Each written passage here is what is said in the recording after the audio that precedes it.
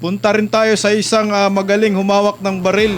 Na naduwag, umurong ang na umurong yung tapang na dati ay talagang unang labas niya. Hero. Ay hero po ang tawag at tingin ng maraming Pilipino sa kanya. Pati tayo, humanga po tayo sa kanyang katapangan noon. Yung pala ay mikos lamang yun. Ito Mikos na. talaga. Matagal na pong hinahanap sa publiko ang hero noon na ngayon ay hindi na hero. Na si Orly Gutisa. Orly Gutisa bigla na lang binawi ang kanyang payag versus Martin Romualdez pagkatapos lumutang sa publiko. Binawi ni Orly Gutisa ang kanyang pahayag tungkol sa umano'y paghatid ng pira kay dating House Speaker Martin Romualdez. Kasabay nito ay nakusahan niya si Senator Rodante Marcolita at dating mambabatas na si Mike Defensor na umano'y nagsabwatan para mabuo ang naturang kwento. Si Gutisa ay isang retired marine at dating security personnel ng dating mambabatas na si Saldico. Sa isang affidavit ng may pitsang Agosto at 13, 2026, inamin ni Gutisa na wala siyang personal na kaalaman tungkol sa umano'y paghatid ng mga malita sa property ni Ko sa Valle Verde, gayon din sa umano'y paghatid nito sa tahanan ni Romualdez sa Forbes Park. Aniya, dahil lang umano sa takot at pangamba kung kaya't lahat ng nakasaad sa affidavit na inihanda para sa kanya ay sinabi niyang totoo kahit hindi. Pwede pala yun. Sinabi ni Gutisa na una niyang nakilala sina Defensor at Marcolita sa isang Japanese restaurant sa Pasay City. Malapit sa The Missing Show noong Setyembre 24, 2025, isang araw bago siya tumistigo sa Senate Blue Ribbon Committee. Sa kabila nito, kung matatandaan noon Marso, ay sinabi ni Defensor na hawak niya ang mga ebidensya na magpapatunay na panggigipit kay Gutisa. Ngunit sinabi ng dating congressman na hindi niya muna ito ilalabas. Mga kapartner, ano po ang masasabi ninyo sa nangyayaring ito? Okay, mga partners, ito ho. So, ito pinag-uusapan natin. Ito yung unang-unang-una na ex-marine na lumabas para ho tumistigo laban ho dito sa flood control corruption. Okay? Sa makatweet sa madaling sabi, mga kababayan, bigla hong nag-recant. Mga kababayan, hindi na ho tayo nagulat dahil sa pagko-cover po natin sa mga rallies, makailang beses po na hindi pa nga nagre-recant ito hindi pa ngayon nagre-recant, wala pang ganitong formal na recantation. Sa mga rallies po mga kabayan, maraming beses na pong isinuwalat ni dating congressman na Mike Defensor na ito nga pong si Orly Gutesa ay under pressure at there is a possible na mag-recant nga ito. At may hawak po ito. Noong pa niya ito, hindi lang ito bago to hindi po ito bago. Marami po na nagsalita ito sa kinover natin, Partner Buds kinover natin sa EDSA, White Plains at iba't ibang mga lugar na sinasabi nga lang na naka-under pressure ito. At may hawak po mga ebidensya. Ang tanging may tangan na hawak na ebidensya ay walang iba kung hindi po itong si former Congressman Mike Defensor. Now, bakit kaya nag-recant ito? Sa kabila po ng meron ho dating 18 na 14 na magpapatunay, may mga picture na talagang talagang kasama ho sila ito, empleyado ho talaga ni Cotto. Ang para sa akin ho dito mga kabayan, sa sarili ko lang ho pananaw ito baka yung mama naman ho mga kabayan ay nasa peligro. At talaga hong kinakailangan niyang gawin para sa kaligtasan ng kanyang buhay at ng kanyang pamilya. Hindi ko sasabing may ganon, pero sa akin lang ho pananaw ho yun. Ngayon, eto lang ho yun sa aking nakikita rito na ano ba ang magiging epekto ho na recantation. Ayan. Ang recantation ho, ang isang tao na bumabawi sa kanyang salaysay, kung ating susuriin, eto ho ay lumalabas na hindi na ho dapat pagkatiwalaan pa. At itutuloy po ni Partner Buds, hindi ko na uubusin. May second round pa ako, Partner Buds, ikaw na. Ito yung recantation na to, alam po ninyo, dapat maparusahan tong mga tao na nagre-recant ng mas mabigat, partner. doble. Oo. Doble ng pangkaraniwang perjury. Bakit? Kasi automatic nagsisinungaling siya. Is either nagsisinungaling siya ngayon o nagsisinungaling siya sa nauna niyang testimonya. Correct. Automatic yan. Pwede ba naman pareho siyang tama, magkaiba yung testimonya niya? Nagtataka ko, wala kasi, parang pag nag-recant ka ng yung sinabi noon, hindi ka magdadalawang isip na mag-recant kasi walang parusa na naghihintay sa'yo pag nag-recant ka. Baka naalukan pa yan, di ba? Walang kaparusahan dun sa mga nagre-recant. Kaya tuloy-tuloy po itong mangyari. Gagawin pa siyang halimbawa. Sasabihin, tignan mo, yung mga hindi nagre-recant, di ba? Pwedeng sabihin yan, panay kaso kayo, di ba? Paano pag wala na yung nagpapiyansa sa inyo, makukulong na talaga kayo. Samantalang si Gutesa, binigyan namin ng ganito yan, di ba? Pang-alok pa sa mga taong 20 million, partner, ha? 25. 25 million daw ang binigay. Imagine niyo tapos hindi siya makukulong. Dapat yan matik na kulong ang lahat ng magre-recant. Tama. Dahil nagsinungaling siya. Naalala ko yung kay Dilima, 'di ba? Marami rin nag-recant doon. Kaya nga hindi totoo na yung sinasabi na wala talagang kaso si Dilima. Bumaliktad lang po yung testigo ni Dilima. Yan po ang katotohanan. Ang tanong, bakit hindi kinasuhan ni Dilima yung mga bumaliktad? Samantalang sila yung dahilan kung bakit 7 taon siyang nakulong. Kaya nga dahil wala pong automatic na parusa sa mga nagre-recant, mauulit at mauulit po to. Aalukin lang po lahat ng testigo ng biyaya o mawawalan sila ng kaso. Kasi ngayon, yung mga iniwan niya, panay tad-tad ng kaso, partner. Kaya ang pagpipilian mo, may kaso ka o wala. Ganon din yung yung kay Marcoleta at saka kay Jinggoy. Nakakulong sila pero yung mga hinugnay yung kaso, tulad ni Joel Villanueva at Jesse Escudero na una pa, hindi pa rin po nakukulong hanggang ngayon. Partner, yung sinabi kasi ni partner na sa tingin daw niya na ginigipit, merong inilabas si Mike Defensor, partner, na video. Matagal nang inilabas at kitang-kita doon, mapanood mo, mapakinggan mo, na sinabi talaga ni Orly Gutisa, kausap niya yung asawa niya, partner, nasa social media pa rin hanggang ngayon, na pinipilit siya na mag-recant at pipirma ng affidavit at babasahin niya at bibidyuhan siya. Dahil ang sinabi doon sa video, nasisihin daw si Marcolita at si Mike Defensor na may pakana ng lahat ng ito, partner. At yung affidavit daw na pinapapirman sa kanya ay nasa 23 statement, 23 to 24. Oo. Ito na nga yung nilabas ng GMA News kagabi, partner.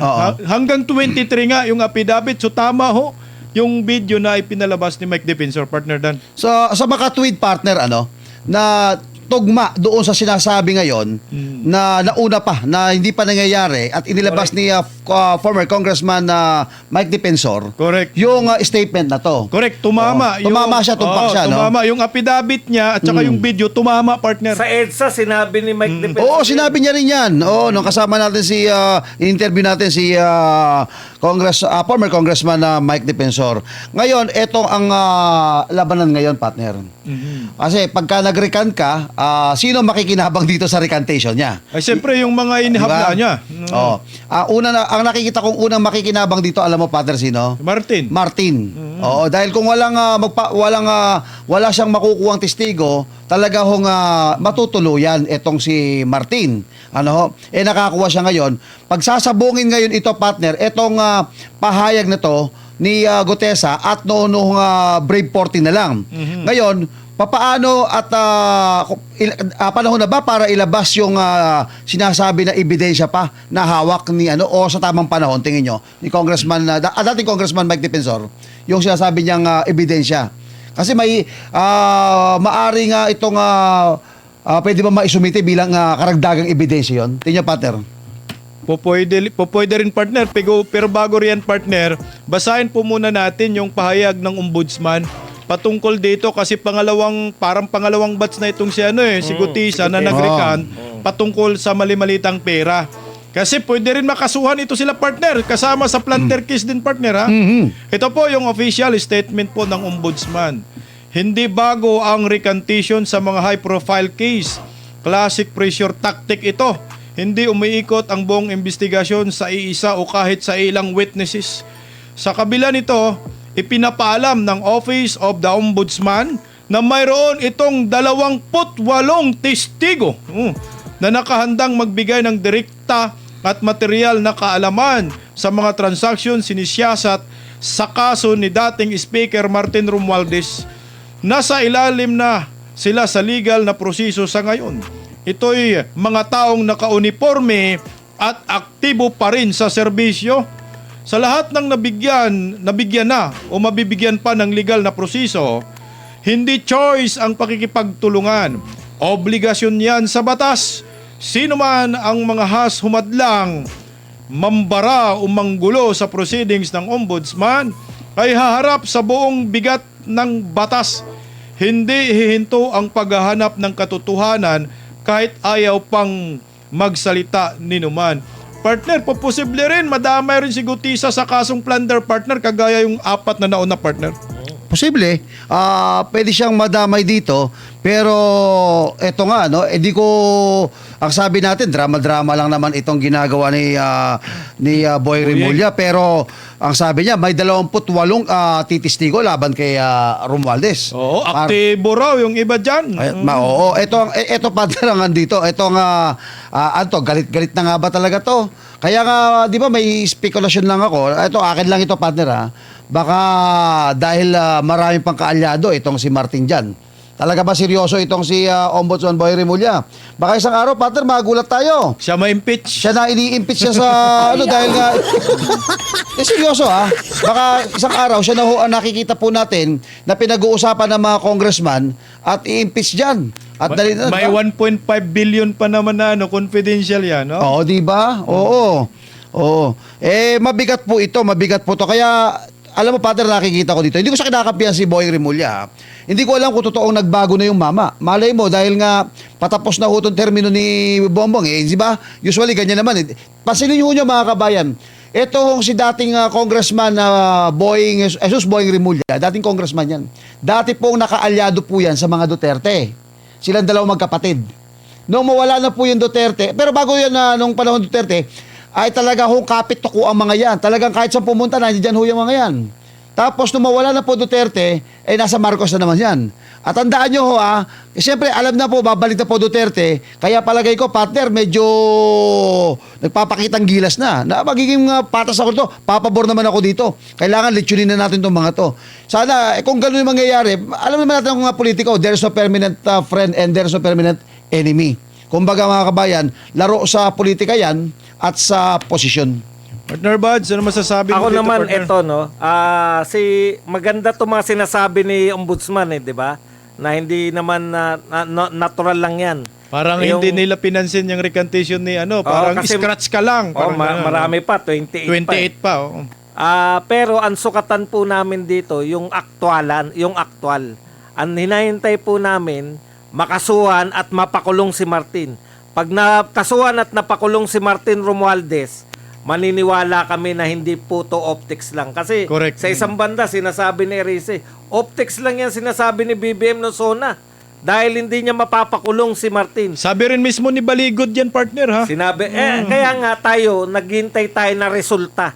Wala to lahat, magaganda lahat ng mga politiko, magaganda mga sinasabi. Pero ano po yung resulta ng mga sinasabi nyo? Kinakailangan, ano lang po namin dyan, makita namin makasuhan at makulong si Boying Remulla, doon lang kami maniniwala sa magandang sinasabi ng kasalukuy ay Boying Remulla si Martin Romualdez. Makukulong din yata yan, partner.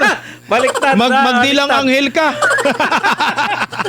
Yung sinasabi ni Boying Remulla, bibilib lang kami kung makikita namin na si Martin Romualdez ay nasa kulungan. Yan. Exactly ka dyan, partner. Tama ka dyan. Partner, may maniniwala pa kaya dito kay Orly Gutisa? Ito, partner, agad naglabas po ng Facebook post itong legal abogado po ng Brief 80 noon na ngayon Brief 40 na lang na si Attorney Libby Baligod partner. Ang sabi ni Attorney Libby Baligod, naglabas siya ng mga larawan din partner. Oo, na nandoon si Orly Gutisa na nagtutulak ng mali-malita partner.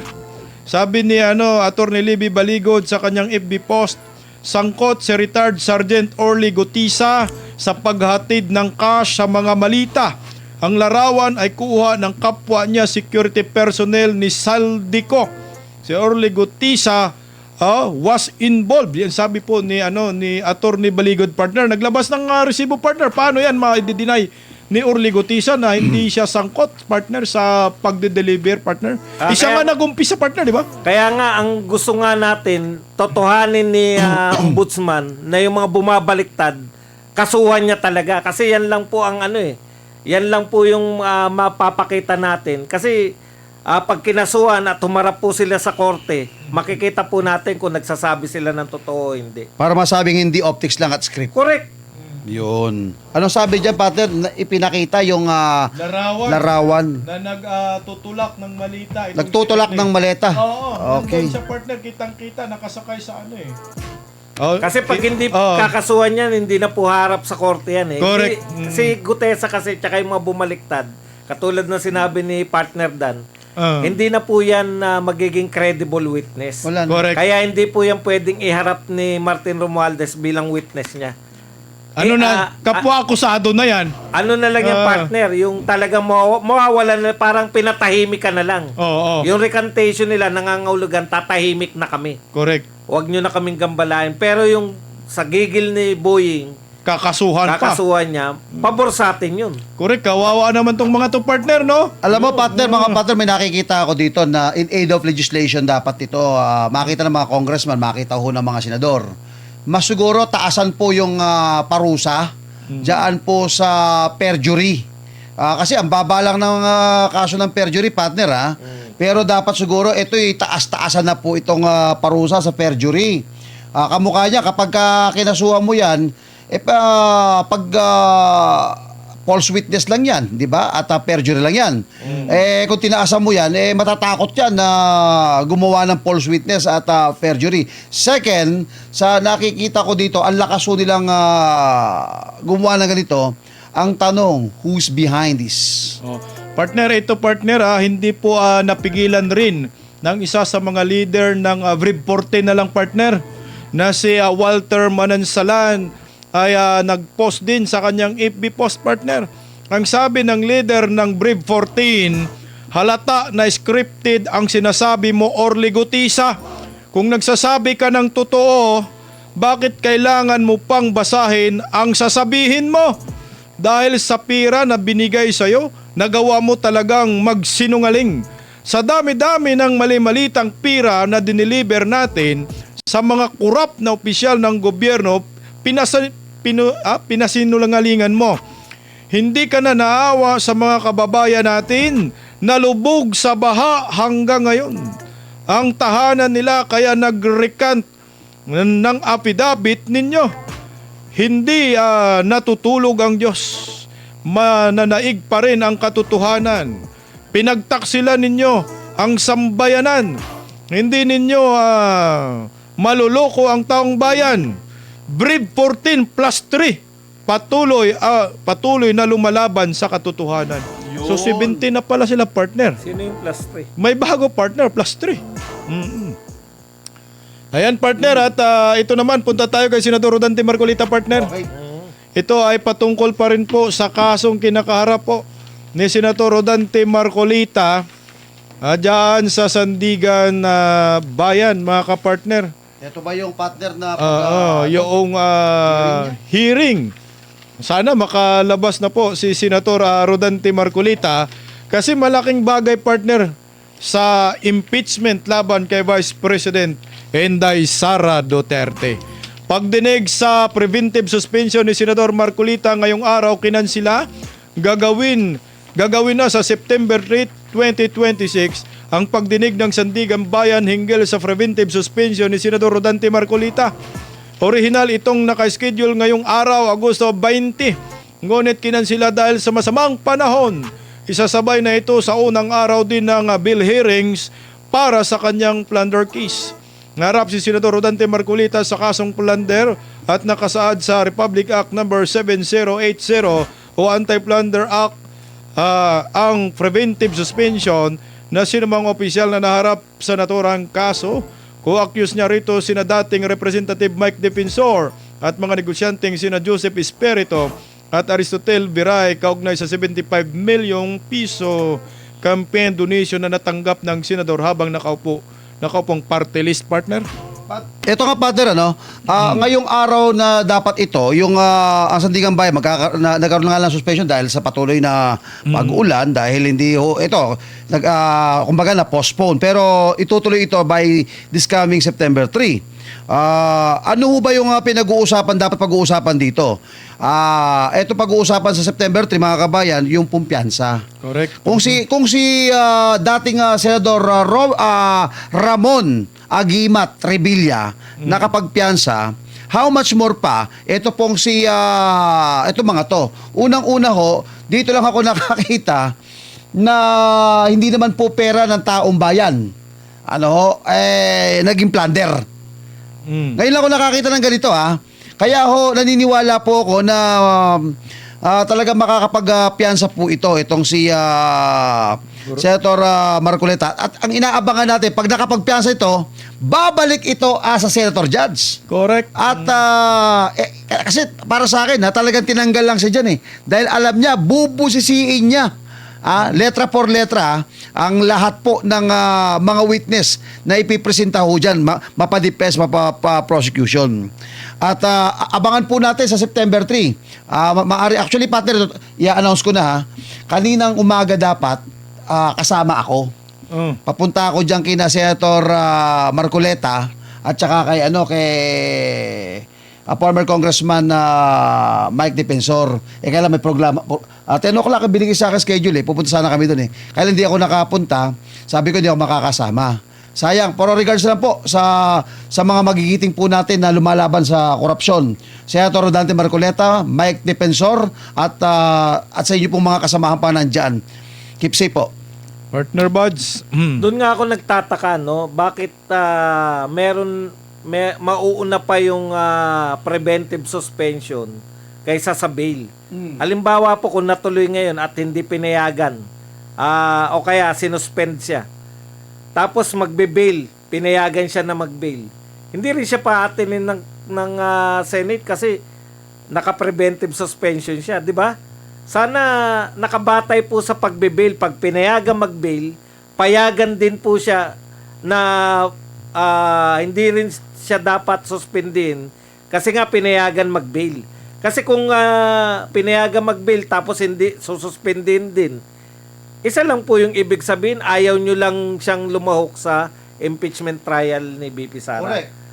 Alam niyo po, Tama. ang laki po ng tulong ni Senator Rodante Marcoleta kasi nakita po natin yung dalawang magkapatid na Cayetano lang po yung nakikipaglaban sa batas Kaya lang yung style po ni Senator Rodante Marcoleta, hindi po siya pleaser Iba po yung mga Cayetano. Yung mga Cayetano kasi win over pa nila yung mga kalaban nila Kaya kung nariyan po si Senator Marcoleta, ala Miriam Defensor Santiago yan. Magalit na yung magagalit, babanatan niya, sesermonan niya, partner, si Kapunan. Parang si Kapunan kasi ngayon parang nagagawa ni Kapunan ng lahat Pero pag nariyan si Senator Marcoleta, sesermonan niya si Kapunan kasi judge siya, attorney ng kabilato. Ngayon baliktad Si Kapunan yung nagdidikta kung anong mangyayari sa korte. Correct. Father. Taba ka dyan, partner.